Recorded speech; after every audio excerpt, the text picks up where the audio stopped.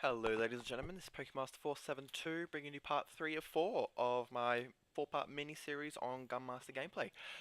Today we are playing on Donya Fortress, as you can see, one of my personal favourite maps of the Close Quarters expansion. If you have missed part 1 or 2 and would like to watch them, it's a good opportunity to catch up on what the mini-series is about. The videos are on screen now. Click the left one to take you on to part 1, the right one to take you on to part 2. Part 1 I was playing on scrap metal, and part 2 I was playing on Operation 925. So today I am going to be talking all about premium, every aspect of premium that I could pretty much think of. I collated a lot of information, so it's a good chance for anybody who doesn't have premium yet and is considering or would just like to hear a little more about premium, or just my opinion of premium, to tune in, because I have a lot to discuss. Before I discuss that though, I just wanted to say that the reason, as you can see here on this particular map, I get on a terrible death streak at the start, and the reason I'm not going to edit that out is because I think it's better for you guys to see the full gameplay instead of me just editing out the parts where I'm on a bad streak, because it allows you to understand better what's going on and sort of the map dynamics, I think, and where good and bad parts of the map are to play. So that's the reason why I'm not going to edit it out. I'm going to make it like a montage. It's a gameplay, it's a commentary but gameplay, so I'm not going to do that. Anyway, so into premium. Firstly, I wanted to cover the price of premium. I see a lot of people in chat crying about the price of premium. When it first came out, everyone said $49.99. Oh, that's so expensive. I'm not gonna pay that. Fuck dice. And I thought that's just a bit ignorant. If you really break it down and you look at all the different aspects of premium that you are getting, I think it's a pretty good deal, and I'm going to do that. I'm going to talk to you about all the different aspects. So, firstly, Close Quarters, which has just come out. If you buy that as a separate expansion, without premium, you're going to pay $23.95. You've got Armored Kill coming out in September, which is boasting some of the biggest maps in Battlefield history. It's going to be bringing a lot of different vehicles as well, new vehicles, so that's coming out in September, which we can all look forward to for, I'm guessing, $23.99 again, probably the same as Close Quarters, maybe a little less, maybe a little more. Then you've got Aftermath, which is coming out in December of this year. Also, if you're curious, all of this is on the website, if you're wondering where I'm getting this from, which is probably going to be the same price. I can only guess, but I'm guessing it's probably going to be $23.95 as well, maybe a little more, maybe a little less, but I'm just basing that off what Close Quarters was. And then Endgame, the final expansion coming out in March next year.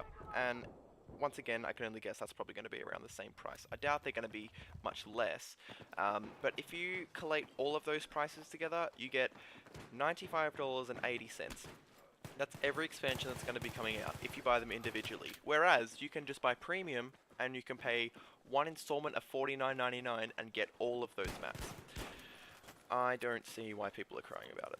If you're going to play the game and you want the maps, just pay the $49.99. I don't understand. I see a lot of people in chat and they'll be like, oh, the spaz, that's a cool weapon. I wish I could use that. And someone will be like, oh, it's easy. You can just buy premium. And they'll be like, $49.99, what a rip-off. Dice, who are you trying to fool? And it's like, they're not trying to fool anyone. Guys, you're getting a good deal here. Not only these expansions that are coming out, I'm going to cover a lot of the stuff that came out in the Close Quarters expansion, like assignments. You got 10 new assignments if you bought the Close Quarters expansion, and then you got another 5 assignments if you bought premium. So your expansion for Close Quarters, those 10 assignments were purely to unlock 10 weapons, and then the other 5 were to unlock 5 dog tags. And if you are like me and are a regular player, I do enjoy when they put new dog tags to unlock, because I enjoy rewarding the reward of working for an assignment and completing it and then getting rewarded with something that I can use, like dog tags. It's practical and I enjoy that. Also, I enjoyed the fact that they brought back 2 of the weapons from Bad Company 2. If anyone did play Bad Company 2, you'll remember the AUG and the Spaz, and they brought those back in the assignments, and I thought that was really clever, because as someone who put in over 600 hours into Bad Company 2, I thought it was really cool to bring someone back. back some of the weapons, and they were two of my more favorite weapons as well. So I was really happy about that. So I think that's really good. It was a really good idea for them to do that. It's encouraging people who enjoyed Bad Company 2 to come to Battlefield 3 and partake in what they're offering, and I think that's good. People will say that it's a rip-off and that they're just drawing more blood from the stone, I guess you could say, when I think people need to remember that DICE and EA are a company, and a company that wants to make money. Obviously, when you bought Battlefield 3, I think everyone was probably going to be aware that there was going to be DLC and that you'd probably have to pay for it. And I know that there's some other games that you don't have to pay for it, but with Premium, I feel like you're getting so much more that it's not really something that you can cry about. The 4 expansions that you are going to get is pretty much like a whole new game. You're going to get, with each expansion, different weapons. You're going to get more content drops, as I'll show in a minute when I put up the Premium calendar. And you're going to get a whole range of other different stuff. So I'm sound like a DICE employee right here, just trying to slam Premium on everyone. But I'm so sick of people crying about it that I just thought I'd talk about it, just to show everyone that it is actually a really good deal and that you are getting value for money. Alright, so the next thing that I want to talk about, covered price, covered assignments. Actually, something I also wanted to say in the assignments, I thought it was really good. The premium assignments, the prerequisites for filling some of them were squad revives, squad repairs, and squad resupplies. I thought that was really good because it's promoting squad and team gameplay, which is really important. I feel like the game is at its peak when you're playing in a great squad, as I'm sure any player, regular player, would know, and to be putting them into the game and encouraging people to do that. I mean, we've all been in the situation where we're running after someone like, bitch, please, give me a med pack, or give me an ammo box, I'm out of ammo, and no one will do it, just because they don't care, basically. Maybe they're ignorant as well, but usually, people probably just don't care because they're like, ooh, a kill, and they'll go after the kill, rather than resupply you. I think that's important that they're putting in, that they're implementing things like this, because it is encouraging people to revive you, to put down a med pack, to resupply you. I think that's really good. It's a really good idea. It's promoting good gameplay. Alright, so I'm going to put up the calendar now. I'm not going to put it up for long because I don't want to disrupt the gameplay that you're watching. I'll take it off now. So basically you can see on that calendar, from top row, it incorporates pretty much all the stuff that's coming out from now to March of next year. So you've got the expansion packs, the unique in-game content, strat guides, premium events, premium videos, and bonus content. If you look on expansion packs, you'll see of June that Close Quarters obviously has already come out. We've got, as I said before, Armored Kill in September, December, Aftermath, and Endgame in March. If you go down below that in unique in-game content, you can see soldier upgrades. So this is just going to be content drops from June, July, October, November, January, and February, which are going to be adding, I think this time it was the weapon camos and some more soldier camos, but I'm guessing that there'll be a variety of different stuff in there. The premium dog tags and the ACB-90, the new knife, was part of the ammo drop in June. So that's something you can always look forward to. And there's 4 more of them coming, which I think is really good. Strategy guides, if that's your thing, if you like watching people